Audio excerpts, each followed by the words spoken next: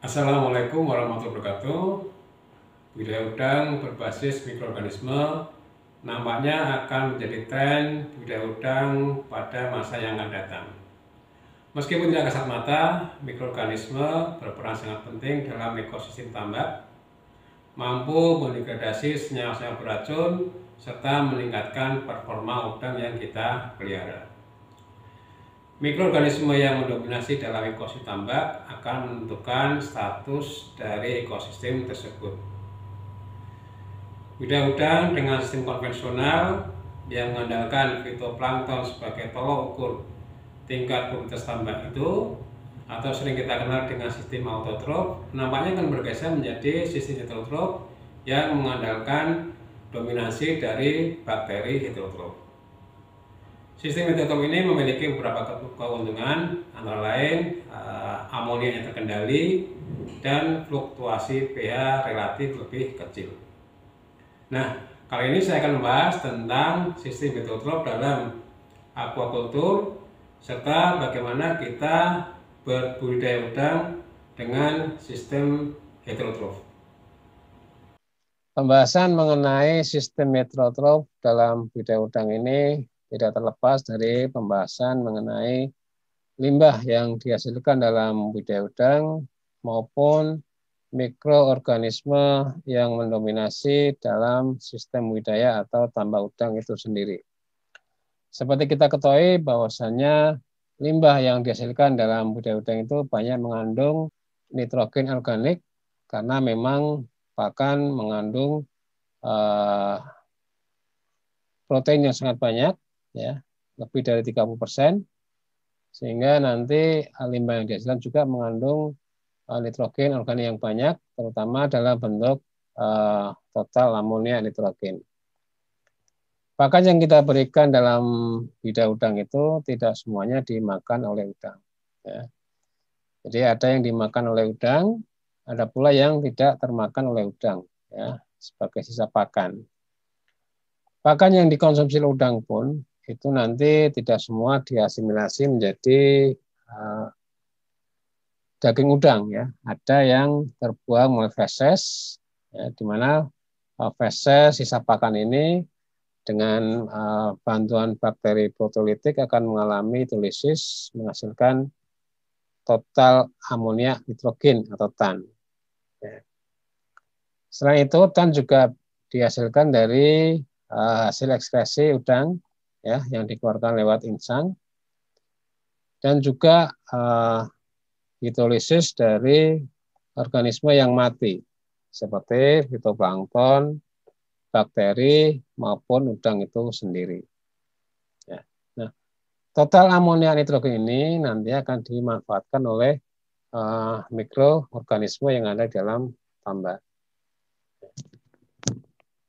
Nah, nanti siapa yang mendominasi, apakah mikroorganisme autotrof maupun heterotrof, ditentukan oleh beberapa kondisi di tambak. Kita bahas dulu tentang sistem autotrof. Apa itu sistem autotrof? Jadi produktivitas kolam atau tambak berdasarkan mikroorganisme autotrof. Ya. Mikroorganisme autotrof. Ya. Yang pertama tentunya adalah fitoplankton. Ya, mikroorganisme yang paling dominan di dalam tambak, fitoplankton. Di mana fitoplankton ini memiliki banyak fungsi, ya, manfaat dalam budidaya udang. Yang pertama, dia sebagai pakan alami, ya. Kemudian sebagai sumber oksigen larut melalui proses fotosintesis, ya. Kemudian menyerap amonium dan nitrat, ya, karena amonium dan nitrat ini dibutuhkan oleh fitoplankton untuk membentuk biomasanya. Kemudian juga sebagai shading atau sebagai pelindung bagi udang, ya, agar tidak mengalami stres, karena kalau tidak ada shading nanti matahari akan bisa tembus dalam badan air sehingga udang bisa mengalami stres. Yang juga perlu digarisbawahi di sini adalah fungsi fitoplankton sebagai pakan alami. Jadi ketika benur kita tebar dalam tambak, itu memang dia tidak bisa langsung memanfaatkan pelet karena memang kebiasaan dia di hatchery sendiri masih membutuhkan pakan alami, sehingga nanti di dalam tambak pakan alami dalam bentuk fitoplankton maupun zooplankton nantinya sangat dibutuhkan oleh udang. Kemudian produktivitas primernya ditentukan berdasarkan persamaan fotosintesis di bawah ini, ya, 6 CO2, 6 H2O, ya, menjadi C6 H12 O6 plus 6 O2. Di sini salah satu ciri dari sistem autotrof, dia menggunakan karbonnya dalam bentuk karbon anorganik, ya, CO2. Dan nanti akan dirubah menjadi karbon organik. Ya. Nah, fitoplankton ini membutuhkan nutrien utama, ya, terutama N dan P, ya, juga dibutuhkan K dalam jumlah yang sedikit. Sistem autotrof ini memiliki kelemahan, yaitu DO-nya itu berfluktuasi. Ya. pH dan CO2 juga mengalami fluktuatif di sini. DO pada waktu pagi dia akan cenderung rendah, kemudian akan naik menjelang siang sampai sore. Begitu juga dengan pH, dia pada waktu pagi hari akan rendah dan akan cenderung naik pada waktu siang dan sore hari. Sementara CO2 ini pada waktu pagi hari akan melimpah, namun menjelang siang atau sore akan berkurang karena digunakan oleh fitoplankton untuk proses fotosintesis. Kemudian yang kedua, ya, mikroorganisme autotrof, yaitu bakteri nitrifikasi atau nitrifier. Ya. Nah, mikroorganisme termasuk obligat autotrof, ya. Dia menggunakan karbon dioksida sebagai sumber karbon dan juga termasuk obligat aerob karena membutuhkan oksigen. Ya. Nah, sumber energinya berasal dari oksidasi NH4 dan NO2 negatif 1. Ya, atau bahan kimia, senyawa kimia di sini, sehingga bakteri ini disebut atau dikatakan sebagai bakteri atau mikroorganisme kimia autotrof, yaitu sumber energinya berasal dari oksidasi bahan kimia atau senyawa kimia. Ya. Kelemahan dari bakteri autotrof ini ada beberapa di sini. Yang pertama, biomasa yang dihasilkan sangat kecil. Ya. Kemudian pertumbuhannya lambat. Ya.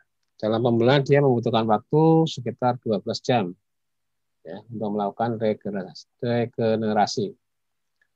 Kemudian menghasilkan energi yang sangat sedikit, ya, jika dibandingkan dengan bakteri heterotrof tentunya.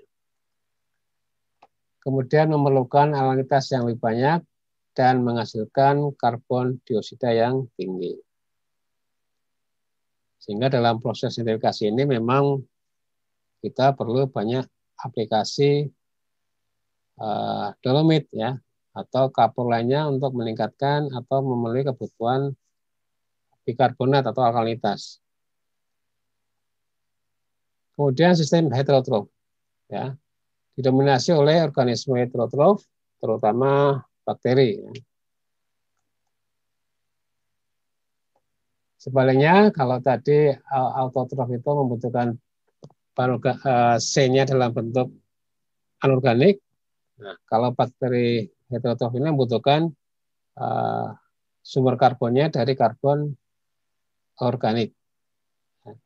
Contohnya ya, molase, glukosa. Sinar matahari tidak memiliki peran yang dominan di sini. Ya, berbeda dengan tadi fitoplankton membutuhkan sinar matahari dalam proses fotosintesis. Ketika tidak ada sinar matahari, fitoplankton tidak bisa menjalankan proses fotosintesisnya. Nah, sehingga aktivitas bakteri ini dapat berlangsung selama 24 jam. Ya. Dan juga ini sistem heterotrof ini tidak harus dilakukan di ruang terbuka, ya, bisa dilakukan di ruang tertutup atau indoor. Ya. Perkembangan bakteri tergantung pada sumber karbon organik dan oksigen. Ya, karena tadi bakteri heterotrof ya tergantung dari keberadaan karbon organiknya. Ya. Nah, sehingga kita bisa merangsang atau bisa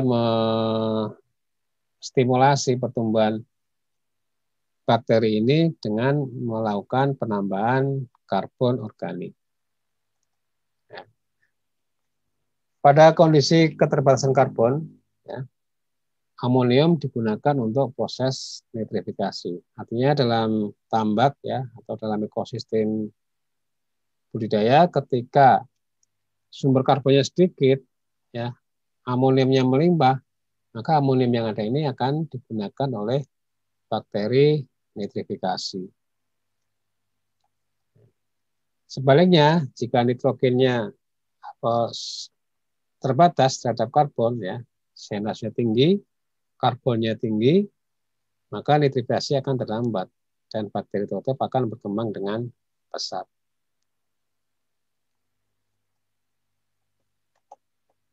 Bakteri heterotrof akan mengasimilasi amonium nitrogen langsung menjadi protein bakteri.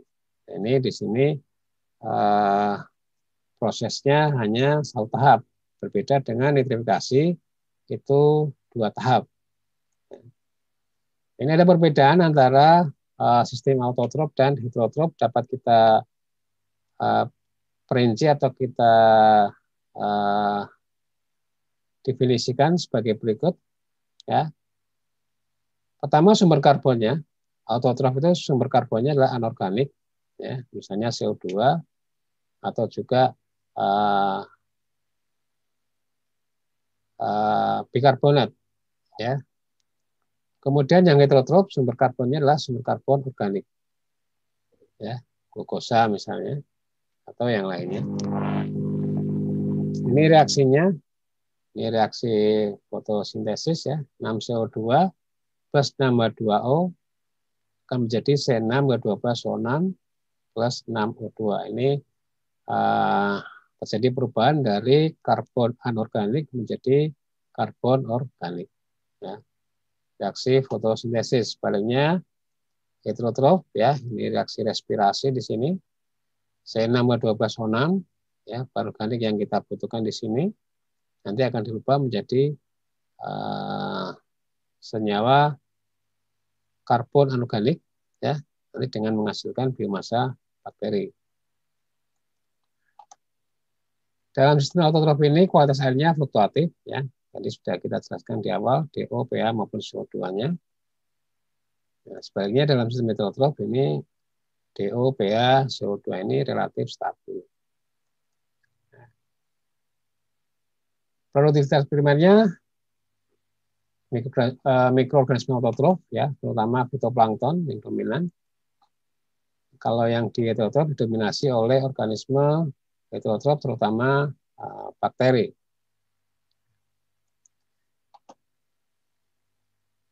Dalam sistem autotrof ini produktivitas primernya terbatas, tergantung sinar matahari, dan ada juga mikroorganisme lainnya selain fitoplankton yaitu bakteri nitrifikasi.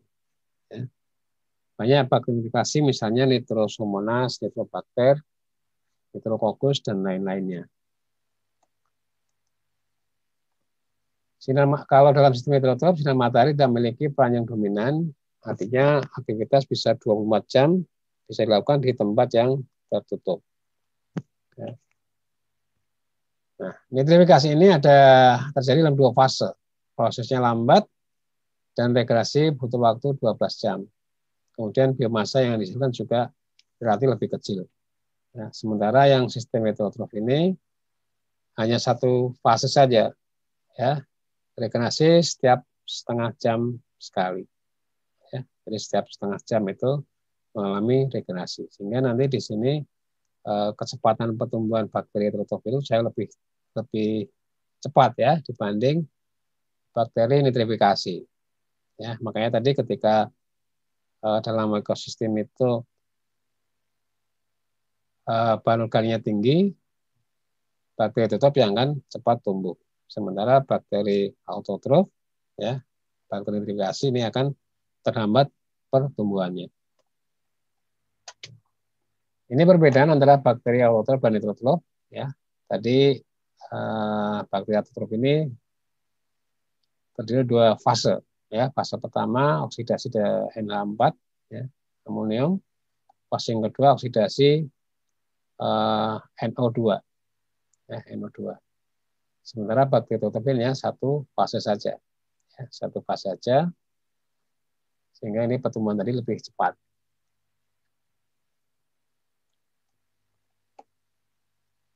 Bakteri dan fitoplankton sebagai pengguna tan. Ya. Ini perlu kita ketahui bahwasannya bakteri dan fitoplankton ini menggunakan nitrogen itu dalam dua bentuk. Yang pertama dalam bentuk amonium dan yang kedua dalam bentuk nitrat. Ya. Nah, di sini akan saya fokuskan pembahasan tentang tan, ya, di mana tan ini terdiri NH3 dan NH4 posisi 1 nanti akan digunakan oleh bakteri maupun fitoplankton. Ya. Jadi tan, ya, hasil dari limbah dalam budidaya udang itu nanti akan digunakan oleh fitoplankton, ya, kemudian juga digunakan oleh bakteri. Nah, bakteri ini juga ada dua jenisnya, yaitu bakteri autotrof, ya, nitrifier, dan juga bakteri heterotrof, ya, heterotrof. Nah, ketika yang dominan dalam ekosistem itu fitoplankton maupun bakteri heterotrof, maka sistemnya dikatakan sebagai sistem autotrof. Ya. Sebaliknya, jika bakteri terlalu dominan, maka nanti ekosistem tersebut dikatakan sebagai sistemnya adalah sistem heterotrof. Ini yang harus kita pahami, kita ketahui. Untuk membuat sistemnya autotrof dan heterotrof ini nanti juga ada beberapa perlakuan yang bisa kita lakukan untuk menciptakan apakah sistemnya ke autotrof atau ke heterotrof. Nah, kapan disebut sebagai sistem autotrof atau heterotrof? Ya. Dikatakan sebagai sistem autotrof itu ketika laju fotosintesis lebih besar daripada laju respirasi. Artinya di sini fitoplankton lebih dominan dibanding dengan bakteri, terutama bakteri heterotrof. Ya. Sebaliknya dengan sistem heterotrof, ketika laju respirasi itu lebih besar dibanding laju fotosintesis. Di mana sinilah bakterinya lebih dominan daripada fitoplankton. Lalu bagaimana cara membuat agar ekosistem tambak kita itu menjadi sistem heterotrof? Ada beberapa hal yang perlu kita perhatikan di sini. Yang pertama, kecepatan pertumbuhan bakteri heterotrof dipengaruhi oleh ketersediaan sumber karbon organik. Jadi semakin banyak sumber karbon organiknya, maka pertumbuhan heterotrof akan semakin cepat. Ya. Dengan karbon organik, bakteri akan mengikat nitrogen organik, dalam hal ini adalah amonium ataupun nitrat yang ada untuk disintesa menjadi massa bakteri. Ya, di sini sel organik yang ada nanti akan mengikat nitrogen organik, ya, dalam bentuk amonium maupun nitrat, dan nanti akan menghasilkan karbon dalam massa bakteri, dalam biomasa bakteri. Dengan hasil samping karbon dioksida dan juga menghasilkan energi. Nah, kebutuhan karbon organik dan nitrogen untuk pertumbuhan dapat dilihat dari formulasi bakteri, yaitu C5H7O2N. Inilah formulasi dari bakteri. Ya. Jadi berdasarkan formulasi ini, ya, rasio CN pada bakteri sekitar 5:1. Ya, C-nya 5, N-nya 1, jadi 5:1. Ya, secara teoritis, nitrogen organik dalam air dapat diasimilasi menjadi massa bakteri, dapat ditentukan berdasarkan perhitungan sebagai berikut. Ya. Rasio CN bakteri tadi 5:1 sama dengan karbon organik, ya, C kali E, itu efisiensi bakteri dalam memanfaatkan bahan organik. Ya, karena tidak semua bahan organik yang ada dalam air itu bisa dimanfaatkan oleh bakteri. Jadi ada efisiensinya. Efisiensinya antara 40 sampai 60%. Ya. Jadi karbon organik kali efisiensi bakteri dalam memanfaatkan bahan organik dibagi jumlah nitrogen, ya, N yang ada dalam tambak atau air tambak. Ya. Nah, jika efisiensi bakteri dalam mengkonversi karbon organik itu 40%, ya, ini kita ambil 40%, dan rasio CN bakteri 5, maka bisa kita hitung persamaannya, ya, 5:1. Jadi ini adalah CN pada bakteri sama dengan karbon organik yang ada dalam media dikali 0,4 dibagi N dalam media. Ya, kita silang 5N sama dengan 0,4 C. Ya. C banding N sama dengan 5 banding 0,4 sehingga CN rasionya itu ketemu 12,5. Ya, jadi CN rasio media itu ketemu 12,5 agar semua N yang ada dalam air tambak itu bisa dikonversi seluruhnya menjadi biomasa bakteri. Nah, hal ini menunjukkan bahwa secara teoritis apabila CN rasio media itu 12,5, maka nitrogen organik yang akan digunakan seluruhnya untuk pertumbuhan bakteri heterotrof. Ya. Jadi nitrogen yang organik yang ada, baik dalam bentuk amonium maupun nitrat, ini akan digunakan seluruhnya untuk pertumbuhan bakteri heterotrof. Nah, kesimpulannya, jika dalam satu kolam rasio karbon organik dan nitrogennya 12,5, maka bakteri heterotrof akan memanfaatkan semua nitrogen organik, sedangkan bakteri autotrof berada dalam kondisi inaktif. Nah, ini dari perhitungan ini, maka untuk menciptakan sistem heterotrof secara total dalam tambak itu dibutuhkan CN rasionya 12,5. Ya. Nah, dari uraian yang saya sampaikan ini, intinya untuk meningkatkan dominasi dari bakteri heterotrof, maka perlu kita melakukan penambahan sumber karbon organik untuk menstimulasi pertumbuhan dari bakteri heterotrof, serta menekan pertumbuhan fitoplankton maupun bakteri autotrof. Saya kira itu yang bisa saya sampaikan. Semoga apa yang saya sampaikan ini bermanfaat dan bisa diaplikasikan dalam budidaya udang. Saya akhiri, wassalamualaikum warahmatullahi wabarakatuh.